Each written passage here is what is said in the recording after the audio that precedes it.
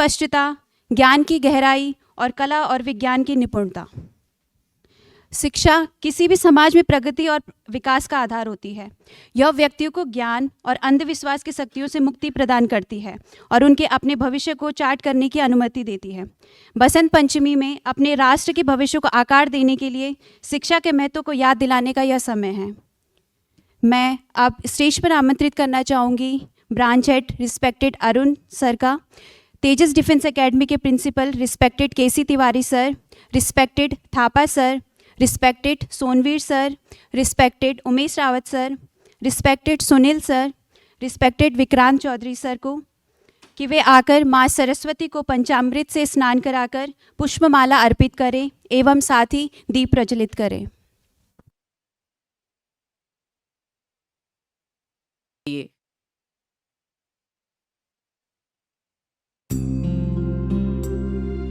या कुन्देन्दु तुषारहार धवला, या शुभ्रवस्त्रावृता, या वीणावरदण्डमण्डितकरा, या श्वेतपद्मरागा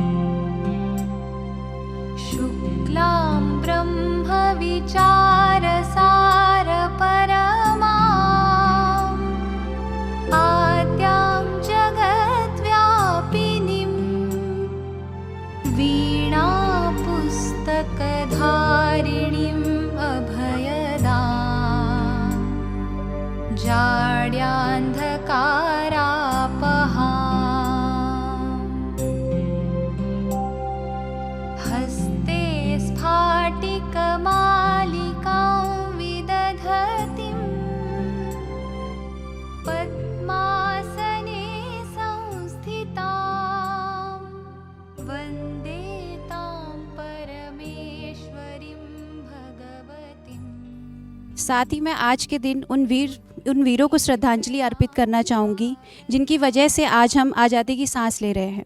मैं बात कर रही हूँ आज ही के दिन हुए पुलवामा हमले में शहीद हुए हमारे वीरों की, जिनकी बदौलत आज हम सब यहाँ उपस्थित हुए हैं।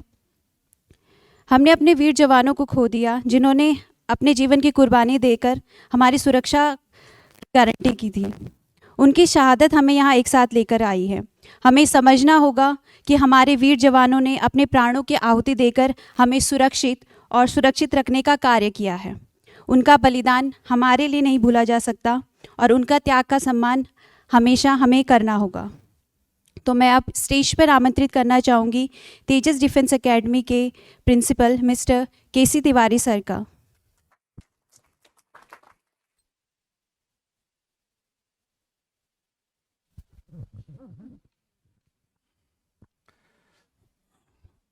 साथियों, हम लोग यहाँ पर इकट्ठे हुए हैं आज वसंत पंचमी का त्यौहार मनाने के लिए, श्रद्धा सुमन अर्पित करने के लिए माँ सरस्वती को, और साथ ही उन शहीदों को भी याद करने के लिए जिनका अभी अभी जिक्र किया था, पुलवामा में जो शहीद हुए थे। और ये शहादत ऐसी है जो भुलाई नहीं जा सकती है, क्योंकि हमने फ़ौज में सर्व किया है और हमने देखा है बॉर्डर पे क्या पोजीशन होती है। जब हम लोग बॉर्डर पे थे, एक समय की बात है जब मैं सांबा सेक्टर में था JNK में, मुझे मालूम है कि हमें लग रहा था कि कल की सुबह हम देखेंगे कि नहीं देखेंगे। हमारे लिए रोज़ ऐसे ही होता था बॉर्डर के एरिया में जब हम होते थे कि पता नहीं कल का सुबह सूरज हम देख पाएंगे कि नहीं देख पाएंगे। तो यहाँ पर मैं एक चीज़ ज़रूर कहना चाहूँगा इस मौके पर का फ़ायदा उठा के, कि जो हमारे देश के जवान हैं उनको वो सम्मान मिलना चाहिए। हम लकी हैं कि हम सुरक्षित रिटायर हो गए हैं, हमारा जीवन सुरक्षित है, लेकिन ऐसे बहुत सारे हमारे साथी हैं जिन्होंने अपनी जान गंवा दी। हमारे सामने हम देखते थे, कल हमने उससे बात करी है, साथ में मेस में खाना खा रहे थे, अगले दिन देखा तो शहीद हो गया है। बड़ी सिचुएशन ऐसी होती थी। हमने एयरफोर्स में तो बल्कि जो फ्लाइंग होती थी जिसमें फाइटर पायलट उड़ते थे, तो हम उसको जब सैल्यूट करते थे जाते समय, जब वो टेक ऑफ करने जा रहा है, तो हमें ये नहीं पता होता है कि वो वापस लौट के आएगा कि नहीं आएगा। और कई बार ऐसा हुआ है कि हम उनके टुकड़े बिखेर करके इकट्ठे करके लाए हैं। एक जोधपुर की एक बार बात है, जोधपुर से जहाज़ उड़ा, उस समय मारुत 10 करके था, उसमें HF-24 एयरक्राफ्ट हुआ करता था। हमने उसको सलामी दी। 2 पायलट थे उसमें, एक फ्लाइट लेफ्टिनेंट बिस्ट था और एक दूसरा साउथ इंडियन था। दोनों गए। पोखरन में रेंज है, आपको पता होगा, जहाँ न्यूक्लियर ब्लास्ट किया गया था, जैसलमेर के पास में पोखरन है, जैसलमेर से थोड़ा पहले, क्योंकि हमने तो वो एरिया पूरा विजिट किया हुआ है। तो उससे पहले वहाँ पर उनको क्या था, टारगेट था, टारगेट पर बॉम्बार्ड करना था प्रैक्टिस के लिए। वो नीचे गया तो जो कर्नाटका का जो फ्लाइट लेफ्टिनेंट था, जो पायलट था, उसका जहाज़ नीचे से ऊपर उठा ही नहीं, सीधे टारगेट पे ही जाके जहाज़ ही टकरा गया। फ्लाइट लेफ्टिनेंट बिस्ट वापस आ गए। उन्हें पता लगा कि मेरा साथी जो जहाज़ है वो नीचे चला गया है और वहाँ धुआं आ रहा है। वो वापस आए, वापस आके उन्होंने जब वो जोधपुर के ऊपर चक्कर लगा रहे थे, वहीं से एयर ट्रैफिक कंट्रोल को इन्फॉर्म किया कि फलाना फलाना जो है एयरक्राफ्ट क्रैश हो गया है और तुरंत जो है रेस्क्यू टीम भेजें। हम लोगों को रेस्क्यू के लिए भेजा गया, हेलीकॉप्टर लेके गए, तो वहाँ जाके देखा हमने उनके चिथड़े पड़े हुए थे। आप विश्वास नहीं करें, कहीं पर जबड़े का टुकड़ा मिला, कहीं ये कलाई का टुकड़ा मिला है, कहीं पर पंजा, पैर का पंजा मिला है। ऐसे टुकड़ों में हम उनको इकट्ठा करके बोरे में डाल के हेलीकॉप्टर पे लेके आए थे। और उनकी जब माँ आई, जब उनका अंतिम संस्कार करना था वहाँ पर, अगले दिन उनके पेरेंट्स को बुलाया गया। उनकी माँ आई तो कहती मुझे देखना अपने बेटे को। तो मेरा एक आग्रह है सभी से, इस चीज़ को हमेशा याद रखें कि जो सेना के जवान हमारे बॉर्डर पे हैं, आज भी हम लोगों को यहाँ देहरादून में अगर टेम्परेचर 6 डिग्री 7 डिग्री हो जाए तो हम लोग ठिठुरने लगते, कितनी ठंड है, कितनी ठंड है, ईश्वर हमारे साथ कितना अन्याय कर रहा है। जो लोग वहाँ -30 डिग्री पर बंदूक लेके, राइफल लेके खड़े हैं, वहाँ पर पहरा दे रहे हैं, दुश्मन से हमारे देश की रक्षा कर रहे हैं, उनके बारे में भी सोचिए। आपने शायद अगर शहीद फिल्म देखी हो, सॉरी वो कौन सी फिल्म थी जिसमें लता मंगेशकर ने गाना गाया था, ए मेरे वतन के लोगों, हैं? नहीं, कर्मा नहीं, जिसमें लता मंगेशकर ने गाना गाया था, सन 62 की लड़ाई का जिसमें था, शायद शहीदी फिल्म थी या क्या था, हैं, हकीकत, शायद हकीकत फिल्म थी।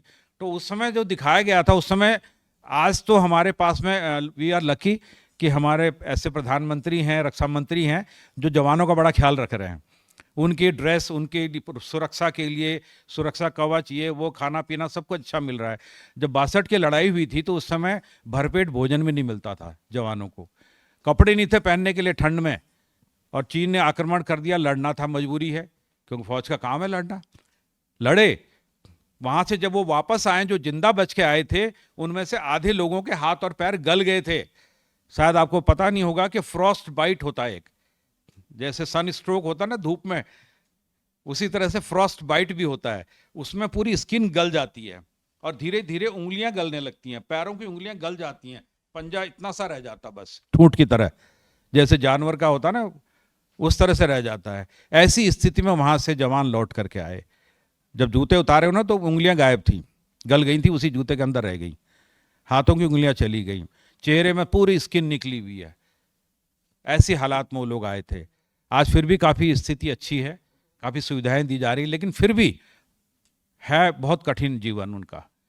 तो हमें इस चीज़ को याद रखना चाहिए। जिन लोगों ने शहादत दी है या जो लोग ये तपस्या कर रहे हैं बॉर्डर पे, वापस मैं आता हूँ माँ शारदे पे, कि माँ शारदे की कृपा हम पर जब तक बनी रहेगी, हम लोग जीवन में नई नई ऊंचाइयां छूते रहेंगे। हम किसी भी फील्ड में हों, एजुकेशन में हों, चाहे हम डिफेंस में हों, बिजनेस में हों, एग्रीकल्चर में हों, या कहीं भी हों, किसी भी फील्ड में, अगर माँ शारदे की कृपा हम पर बनी रहती है तो हम सफल होते जाते हैं, सफलता की सीढ़ियां चढ़ते जाते हैं। इसलिए हमें प्रातःकाल उठ करके सबसे पहले माँ शारदे को याद करना चाहिए। कुछ लोगों का नियम है, वो जो सुबह उठते हैं अपने हाथ को देखते हैं, दोनों हाथों को, कराग्रे बस्ते लक्ष्मी कर मध्य सरस्वती बोलते हैं ना, तो वो भी एक है नियम बना हुआ लोगों का। अगर इतना ना हो, कम से कम अगर आपके घर में कहीं फ़ोटो हो या आपके कहीं बुक में फ़ोटो, तो उसको प्रणाम तो कर लीजिए। और एक छोटा सा मैंने आपको ये जो अभी मंत्र बोला था, ये बहुत ही सिंपल है, हर कोई इसको कर सकता है। या देवी सर्वभूतेषु बुद्धि रूपेण संस्थिता नमस्तस्ये नमस्तस्ये नमस्तस्ये नमो नमः। या देवी सर्वभूतेषु ज्ञान रूपेण संस्थिता नमस्तस्ये नमस्तस्ये नमस्तस्ये नमो नमः। ये बोल करके हाथ जोड़िए और उनको प्रणाम करिए और अपना दिन शुरू कीजिए। क्योंकि ज्ञान की जरूरत हमें, ऐसा नहीं कि जब हम विद्यार्थी हैं, स्टूडेंट हैं, तब तक हमें, जब तक डिग्री लेनी है या नौकरी लेनी की तभी तक हमको ज़रूरत है। ज्ञान की ज़रूरत हमें अभी भी है। मैं 70+ हूँ और मुझे आज भी ज्ञान की ज़रूरत है। मैं आज भी माँ से रोज़ प्रार्थना करता हूँ कि मुझे नया नया ज्ञान दो। और ज्ञान की कोई सीमा नहीं है, असीमित है ये। आप सोचेंगे मैंने इतना पढ़ लिया, मैंने ये कर लिया, ये इतनी डिग्री मेरे पास में है, कुछ भी नहीं है। वो जो ज्ञान का भंडार दुनिया में है उसके सामने कुछ भी नहीं है। 0.0001% भी हम लोग नहीं अपने जीवन काल में सीख पाते हैं। बहुत कुछ सीखने के लिए है और जितना सीख सकें अच्छा है। लोग 12-12, 14-14 लैंग्वेज बोलते हैं। हम 2-3 लैंग्वेज में ही सोचते हैं कि हमें 3 लैंग्वेज आती है, 4 लैंग्वेज आती है, हम बहुत विद्वान हो गए। तो अपनी विद्वता पर कभी घमंड ना करें, क्योंकि हम बहुत सीमित लेवल तक हैं अभी तक। अब मुझसे कोई कहता है कि भाई आप पोस्ट ग्रेजुएट हैं और आप पिछले 40 साल से पढ़ा रहे हैं, अंग्रेजी पढ़ा रहे हैं, आप तो बड़े मास्टर होंगे उसके, बहुत विद्वान हैं। मैं कहता मुझे तो 0.1% भी नहीं आती अंग्रेजी, अगर देखा जाए। वो तो इतना विशाल सब्जेक्ट है ना, समुद्र है, उसमें गोता लगाते रहिए, जितना चाहें आप ज्ञान अर्जन करें, कोशिश करते रहें। रोजाना मैं सीखता हूँ, आप विश्वास नहीं करेंगे, मैं सिर्फ कहने के लिए नहीं कह रहा हूँ, मैं रोजाना सीखता हूँ। रोजाना कुछ नए शब्द सीखता हूँ, कुछ नए फ्रेजेस सीखता हूँ, कुछ नए प्रोवर्ब सीखता हूँ। जैसे कहावतें होती हैं, इंग्लिश में भी होती हैं, है ना, नए नए शब्द आते हैं, पता नहीं लगता ये क्या वर्ड है, इसका मीनिंग क्या है। और आपको शायद मालूम होगा कि हर वर्ष डिक्शनरी में 5-10 नए वर्ड जुड़ते हैं हर साल। और जैसे जैसे टेक्नोलॉजी इंप्रूव हो रही है और नए नए इनोवेशन हो रहे हैं, और इकोनॉमिक्स के फील्ड में भी, फाइनेंस के फील्ड में भी नए नए इनोवेशन हो रहे हैं, नए नए प्रयोग हो रहे हैं, और उनके नए नए टर्मिनोलॉजी डेवलप हो रही है। अब वो ऐसे बहुत सारे शब्द हैं, जब हम स्कूल में कॉलेज में पढ़ते थे, यूनिवर्सिटी में पढ़ते थे, तब वो शब्द थे ही नहीं, डिक्शनरी में इस्तेमाल ही नहीं होते थे। अब कंप्यूटर की जो लैंग्वेज है, जो उसमें जो इतने सारे शब्द इस्तेमाल होते हैं, हमारे ज़माने में कंप्यूटर था ही नहीं, ना मोबाइल था, ना कंप्यूटर था, ना टीवी था, ना स्मार्ट बोर्ड था। काला बोर्ड था, दीवार पे काला पोत करके उस पर चौक से लिखते थे हमारे गुरुजी, और उसी पर हम लोग पढ़ते थे। और हमने जब पढ़ाना शुरू किया था तो उस समय यही स्थिति थी, आज से 40-45 साल पहले, कि हम भी इसी तरह से चौक घिसा करते थे, आधा पाउडर हम निगल जाते थे, कई लोगों को प्रॉब्लम भी होती थी उससे। तो स्थिति ऐसी खराब थी उस समय। आज स्मार्ट बोर्ड आ गया है। अब जब स्मार्ट बोर्ड आया तो हमें तो पता नहीं था, हमें तो किसी ने ट्रेनिंग दी नहीं थी। मैंने बच्चों से, अपने स्टूडेंट से सीखा इसको कैसे ऑन करना, कैसे चलाना, कहाँ दबाने से क्या होगा, कैसे आएगा, क्योंकि हम लोग उसके लिए ट्रेंड नहीं हैं। कंप्यूटर जब आया था तो पहली बार 91 में मैंने जब कंप्यूटर पर कोशिश की तो मुझे कुछ नहीं आता था। जो हमारे जो कंप्यूटर के जो अकाउंट्स में क्लर्क बैठता था, उन्होंने मुझे सिखाया। उन्होंने कहा ऐसे ऑन करो और ऐसे ये करो। उन्होंने क्या किया, उसमें कुछ फ़ोटो डाल दी और उसमें वो स्लाइड्स चल रही हैं, वो स्लाइड्स चल रही, तो मैं उसको ऑन करके बैठ गया। मैं हेडमास्टर था उस समय स्कूल का, और मेरे सामने मैंने कंप्यूटर रखे, उसका मॉनिटर थोड़ा तिरछा कर रखा ताकि जो पेरेंट्स आके देखे तो उनको फ़ोटो दिखाई दे। मैं बड़ा गर्व से महसूस कर रहा था कि लोग देखेंगे कि हेडमास्टर को भी कंप्यूटर चलाना आता है, फोटो स्लाइड्स चल रही है। मेरे लिए बहुत बड़ा अचीवमेंट था उस समय, क्योंकि हमने कभी देखा ही नहीं था जिंदगी में। हालांकि सबसे पहले जो वीडियो कैमरा हमने देखा था, मुझे याद है 1976 में बेंगलोर में मैं जब डिप्लोमा इंजीनियरिंग कर रहा था, तो मैंने उस समय देखा था। वो हम लोग गए थे भारत इलेक्ट्रॉनिक्स लिमिटेड में, तो उन्होंने पहला जो है वीडियो कैमरा वहाँ लगाया था, और वो लाइन से सब लोग जा रहे हैं, उनका फोटो सामने स्क्रीन पर आ रहा है, बड़े खुश हो रहे थे, हमारा फोटो स्क्रीन पर आ रहा है ना। बड़ा अजीब सी एक चीज़ थी, वो नई चीज़ थी देखने की। तो मतलब हमारे लिए बड़ा कौतूहल था, लेकिन हमने फिर सीखने की कोशिश की। अब मुझे पता ही नहीं टाइप कैसे करना है, कौन सा वर्ड कैसे करना है, हिंदी में कैसे टाइपिंग होगी, एक्सेल क्या होता है, वर्ड क्या होता है, कुछ पता ही नहीं है। फिर धीरे धीरे मैंने अपने ऑफिस स्टाफ से सीखा, कंप्यूटर टीचर से सीखा, और फिर सीखते सीखते इसमें हम थोड़ा बहुत अपने वर्किंग नॉलेज हमको हो गया। तो मेरा जो कहने का मतलब सार ये है, मैं बहुत लंबा समय नहीं लूँगा क्योंकि आप लोगों का पढ़ाई का भी समय डिस्टर्ब होता है, कि सीखने की कोई सीमा नहीं है। ज्ञान जितना ज़्यादा अर्जित करेंगे आपको जीवन में काम आएगा। जो कुछ भी आप सीखते हैं, मैंने जो 10वीं में 12वीं में पढ़ा था, 1970 में 10वीं करी थी, 1972 में 12वीं करी थी। उस समय जो सीखा था वो भी आज काम आता ही है मेरे। जो डिप्लोमा में सीखा था वो भी काम आता है। जो यूनिवर्सिटी में, कॉलेज में जब मैंने ग्रेजुएशन पोस्ट ग्रेजुएशन किया, उस समय भी वो भी काम आ रहा है अभी। उसके बाद जब मैंने पढ़ाना शुरू किया, बच्चों के साथ पढ़ना शुरू किया, क्योंकि पढ़ाने से पहले पढ़ना पड़ता है, तभी हम अच्छे से पढ़ा सकते हैं। तो मैं सीखता चला गया और काफ़ी कुछ ज्ञान अकोमुलेट किया, लेकिन अभी भी मुझे लगता है कुछ भी नहीं है, वो बहुत तुच्छ ज्ञान है जो मेरे पास में है। जबकि भगवान ने हमको ये जो ब्रेन दिया है, सुपर कंप्यूटर है ये, इससे बड़ा सुपर कंप्यूटर आज तक दुनिया में कोई बना ही नहीं है। कोई देश नहीं बना सकता जैसा सुपर। एक एक न्यूरॉन के अंदर कितने जीबी की कैपेसिटी होती है, ये आप शायद साइंस में जो पढ़ते हैं वो आपको मालूम होगा। एक एक न्यूरॉन के अंदर, और हमारे ब्रेन के अंदर लाखों लाखों न्यूरॉन्स हैं, सेल हैं। तो कितनी कैपेसिटी इसकी है अगर आपको पता होगा। जैसे कुछ लोग एग्जाम्पल हैं ऐसे, जैसे आपके डॉक्टर भीमराव अंबेडकर, कितने विद्वान थे, कितने सब्जेक्ट में पीएचडी की थी उन्होंने। एक डॉक्टरेट नहीं थी उनके, कई सारी डॉक्टरेट थी।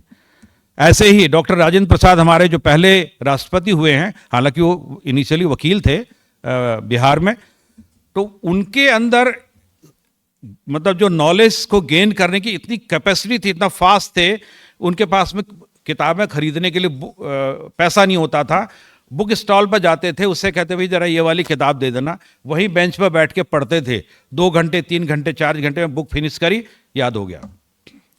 उनकी कापियां आज भी बोर्ड में रखी हुई हैं। ऐसे बहुत सारे लोग हैं जिनकी कापियां बोर्ड के अंदर प्रिजर्व्ड हैं, जिनमें 100 में से 100 आते थे।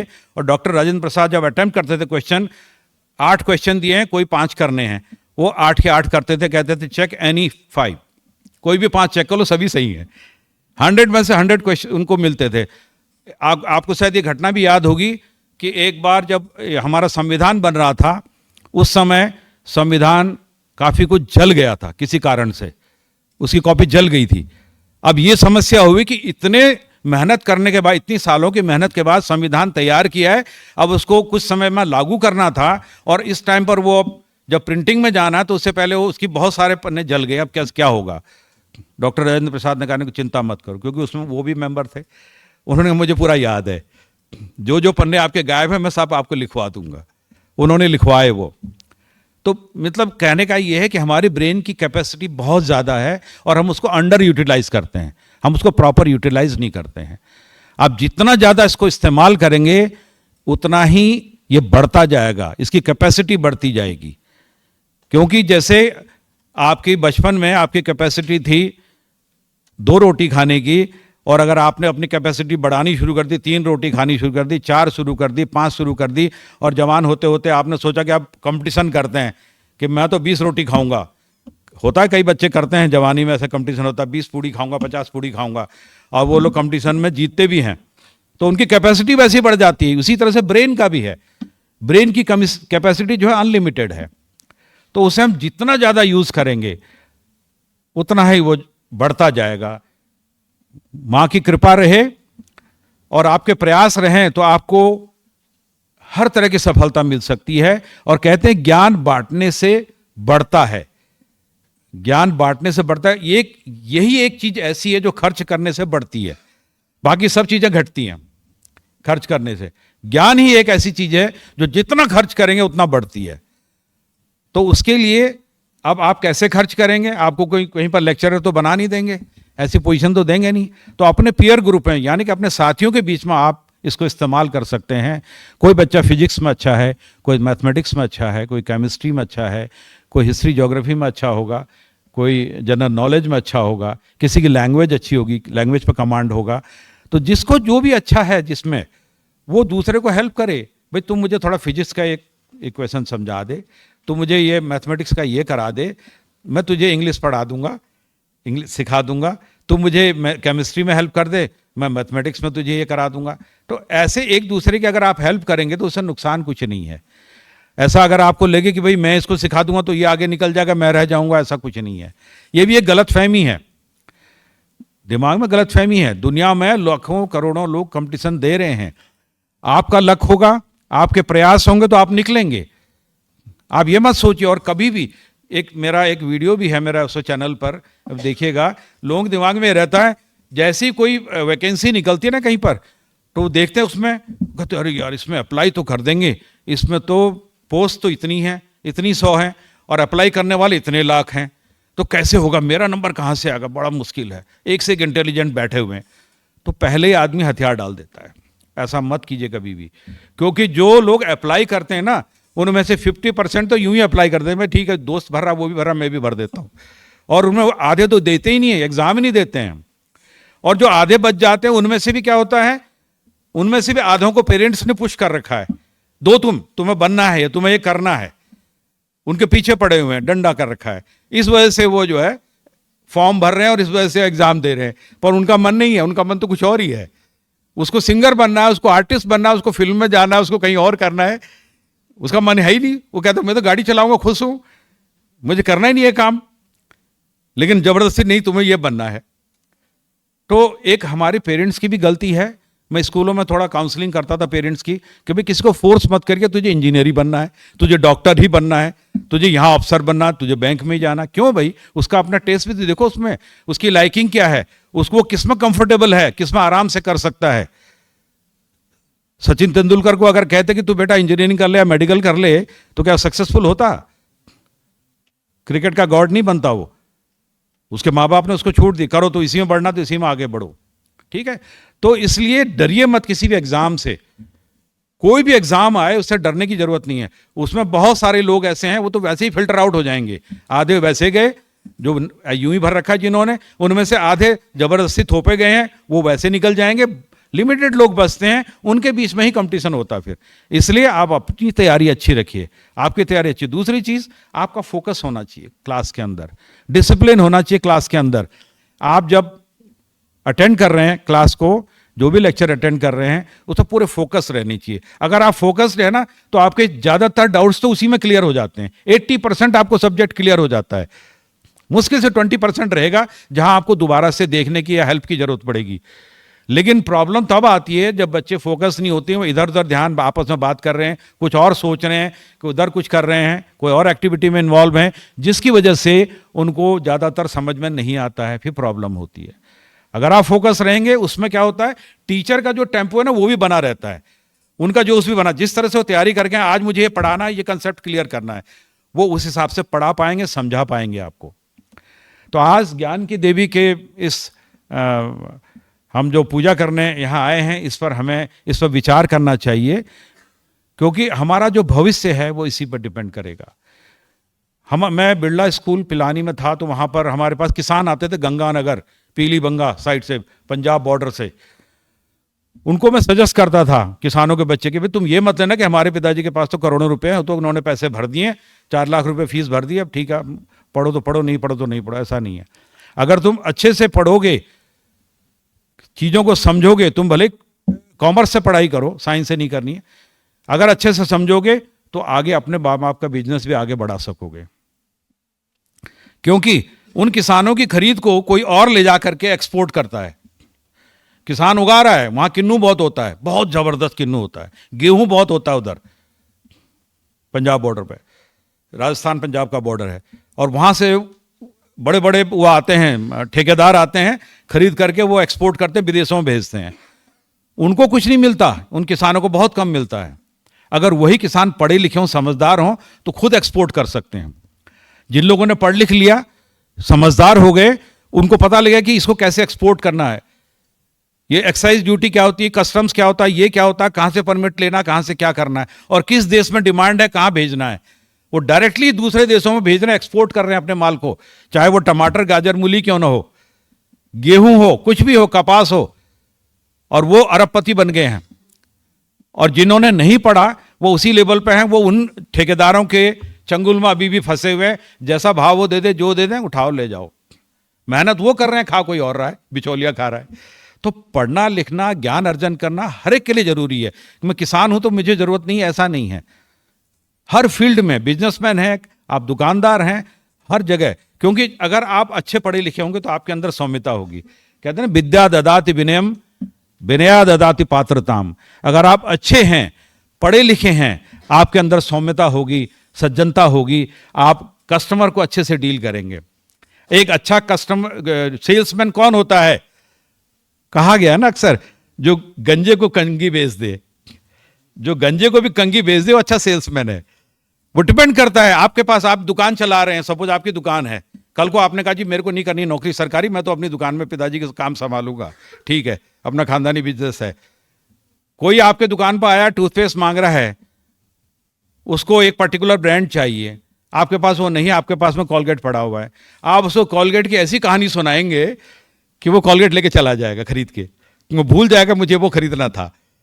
वो आपकी सेल्समैन क्वालिटी वो तब आती है ना जब आप अच्छे से पढ़ेंगे लिखेंगे, ज्ञान अर्जन करेंगे, और उन जो क्वालिटीज हैं, उन क्वालिटीज को अपने अंदर डेवलप करेंगे।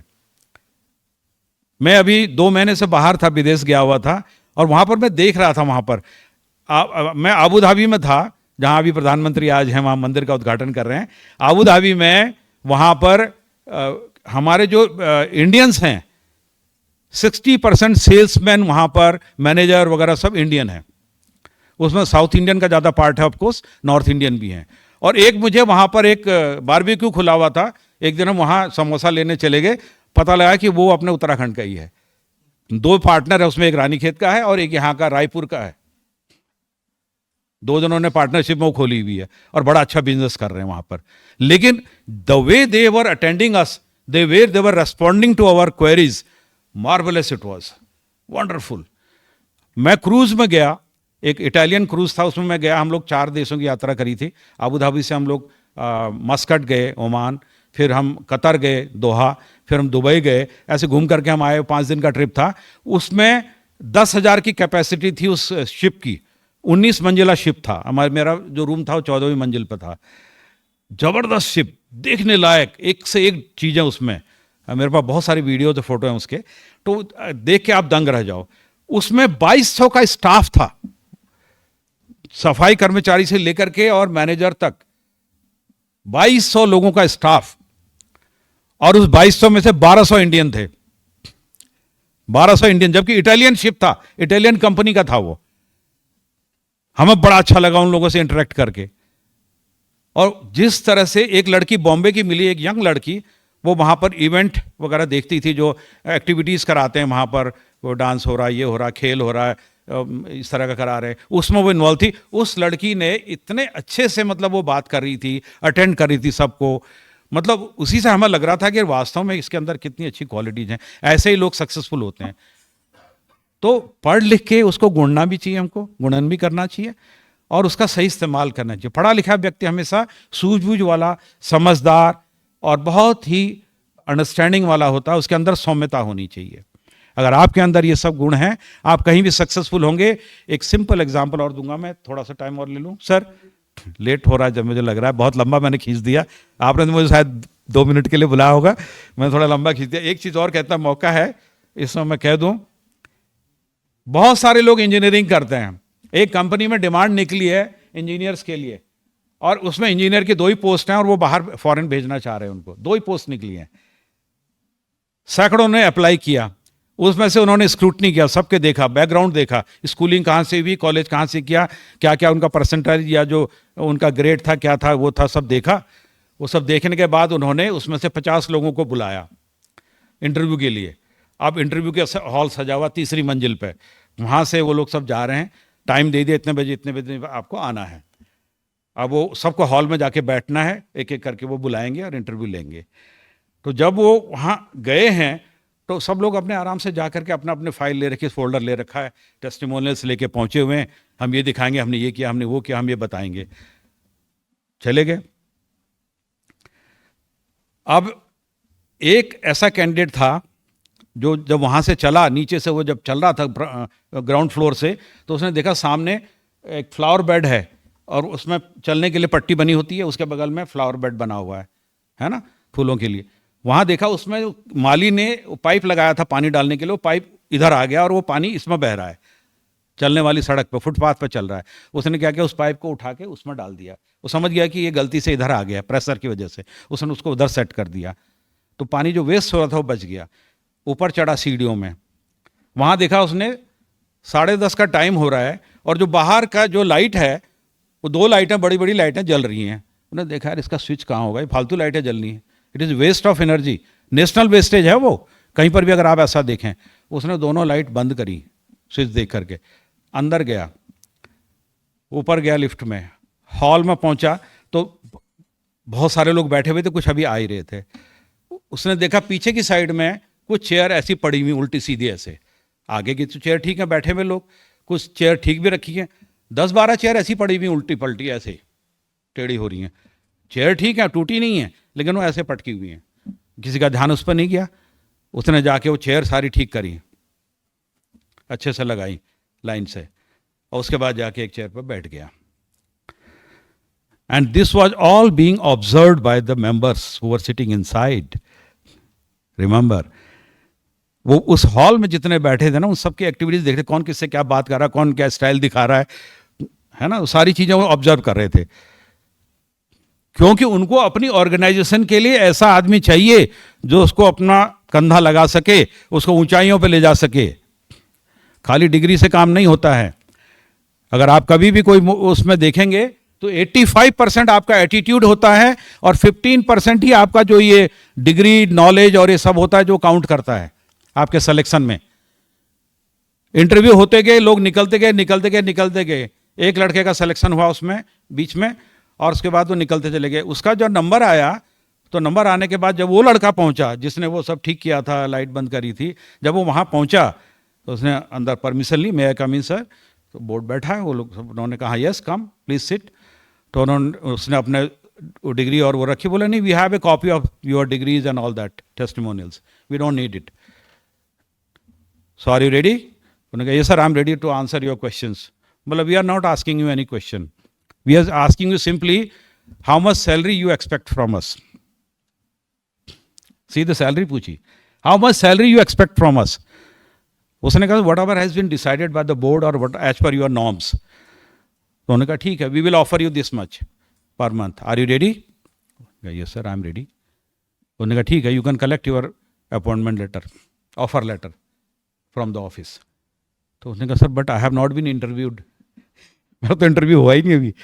You have already been interviewed through the camera, we have seen you, we need a person like you जो हमारी ऑर्गेनाइजेशन की चिंता करे। आपने गेट से लेकर अंदर तक चिंता करी है। जो व्यक्ति इन छोटी छोटी चीज़ों की चिंता कर रहा है, कल को हम उसको, उस इंजीनियर को जब हम अपने फैक्ट्री में या मिल में जब वहाँ पर काम देंगे तो कितनी केयर करेगा, कितनी समझदारी से चलेगा और हमको, हमारी कंपनी को कितना आगे बढ़ाएगा। हमें ऐसे ही लोगों की ज़रूरत है। ये डिग्रियां किसी काम की नहीं है। तो याद रखिए, आपका जो एटीट्यूड है, आपका जो एटीट्यूड है वो बहुत इंपॉर्टेंट है। डिग्री सबके पास में होती हैं, क्वालिफिकेशन सबके पास होती जो अप्लाई करते हैं, लेकिन सिलेक्शन किसका होगा, उसी का होगा जिसके अंदर वो एटीट्यूड होगा। आपका बिहेवियर, आपका एटीट्यूड वहाँ पर रिफ्लेक्ट करता है। हमने भी कई जगह इंटरव्यूज़ दिए हैं, मैं भी जाता था प्रिंसिपल के इंटरव्यू देने के लिए। जहाँ हम जाते थे वहाँ बहुत सारे होते थे, तो हम भी उस मामले में काफ़ी केयरफुल रहते थे कि हमें कैसे वहाँ पर बिहेव करना है, मेरा एटीट्यूड कैसा होना चाहिए।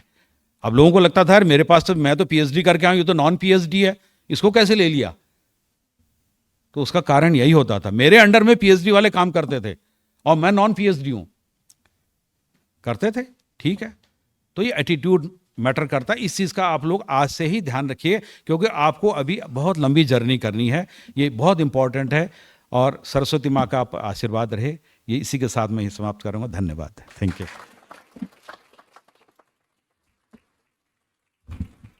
अपने रोचक अनुभव एवं ज्ञान को शेयर करने के लिए सर का धन्यवाद। मैं इसके पश्चात स्टेज पर आमंत्रित करना चाहूँगी रिस्पेक्टेड अरुण सर का, कि वे 2 शब्द कहकर स्टूडेंट्स को संबोधित करें।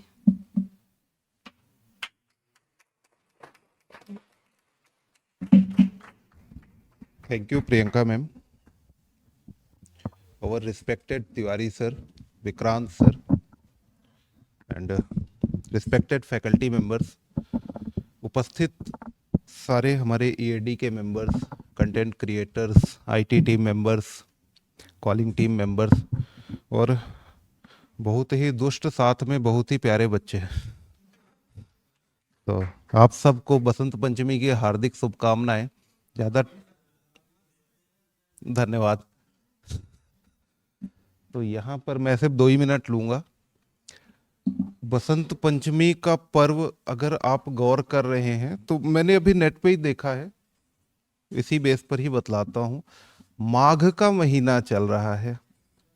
हिंदी वर्षों पर अगर हम चलते हैं तो माघ के महीने में 5वें दिन में मना रहे हैं बसंत पंचमी, माँ सरस्वती की पूजा। क्लास में भी मैं अक्सर बोलता था कि जब भी आप मंदिर जाते हैं तो प्रभु से, जिस भी प्रभु की आप प्रे कर रहे हैं उससे क्या मांगना है, बोले प्रभु ज्ञान दे दो, समझदार बना दीजिए और मेहनत कश बना दीजिए। तो आज भी जब माता जी से मांगिए तो उनसे बोलिए कि माँ समझदार बना दो और मेहनत करने की हमें एक क्षमता दे दीजिए। सिर्फ यही आप मांग लीजिए। और कहते हैं अगर पौराणिक कथाओं पे हम जाते हैं तो आज ही के दिन माँ सरस्वती का बर्थडे मनाया जाता है। ये दिन अगर उत्सव के रूप में अगर मैं आपसे बात करूं तो मुख्यतः यह कलाकारों के द्वारा मनाया गया। क्यों? क्योंकि ज्ञान की देवी हैं वो।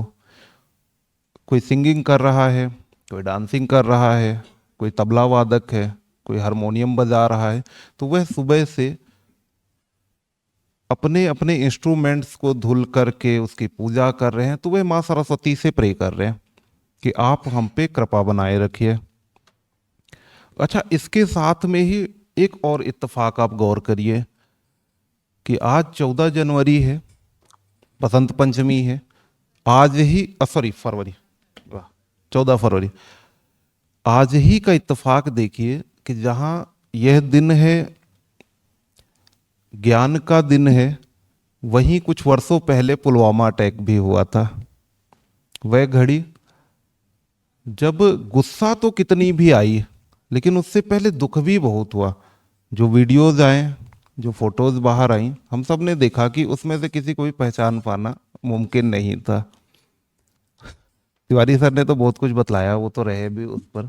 मैं तो सिर्फ यही रिक्वेस्ट करूंगा कि सैनिक को जब आप रिस्पेक्ट देना शुरू करते हो ना, या तो वर्दी में देख करके सलूट कर लिया, या उस समय जोश आ गया। मुख्यतः याद आते हैं शहीद होने पर या युद्ध होने पर। अरे इंसान समझ के ही रिस्पेक्ट दे दीजिए, ज्यादा नहीं दीजिए, इंसान समझ कर दे दीजिए। कभी उस पेन को फील करिए। नवविवाहिता है और पति अभी बोल के गया है, कोई बात नहीं, मैं 15 दिन के बाद लीव लेकर के आ जाऊंगा। अब आने जाने का प्रेम का संबंध खत्म हो गया।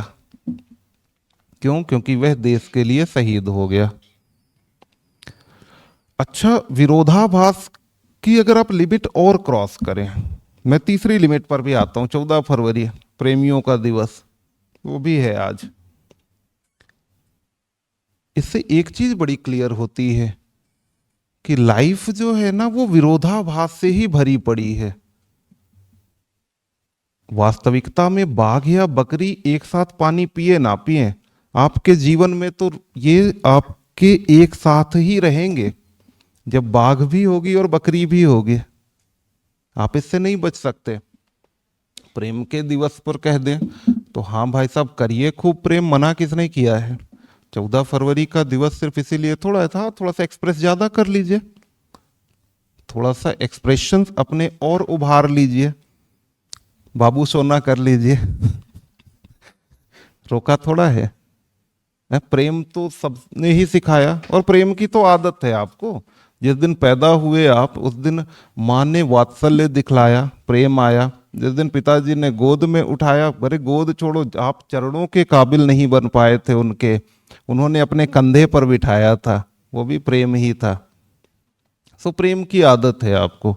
तो आज कोई इतना स्पेसिफिक दिन तो नहीं मैं कहूँगा कि अगर मैं 14 फरवरी के पॉइंट और वैलेंटाइन डे के बेसिस पर कहूँ, लेकिन हमारे लिए महत्वपूर्ण यही था कि विरोधाभास बड़ा अच्छा था आज के दिन।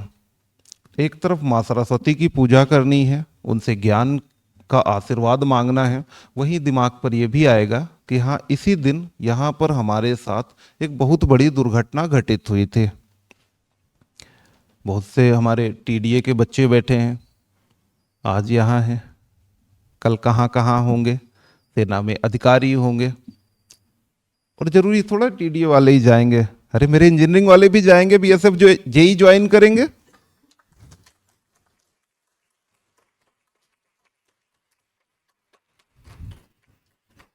ताली तुम लोगों ने जल्दी बजाई, मैं एसएससी जेई के बाद भी तुमको डिफेंस में भेजूंगा।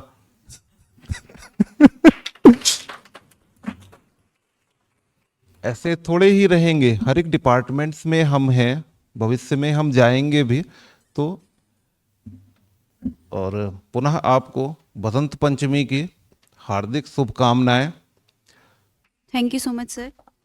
इस बसंत पंचमी पर माँ सरस्वती की कृपा और आशीर्वाद सदैव हम सभी के साथ बना रहे। आपके जीवन में ज्ञान, संवेदना और सद्गुण बना रहे। बसंत पंचमी की आप सभी को एक बार हार्दिक शुभकामनाएं। अब मैं टीम से रिक्वेस्ट करती हूँ कि वे मिष्ठान वितरण की प्रक्रिया शुरू करें।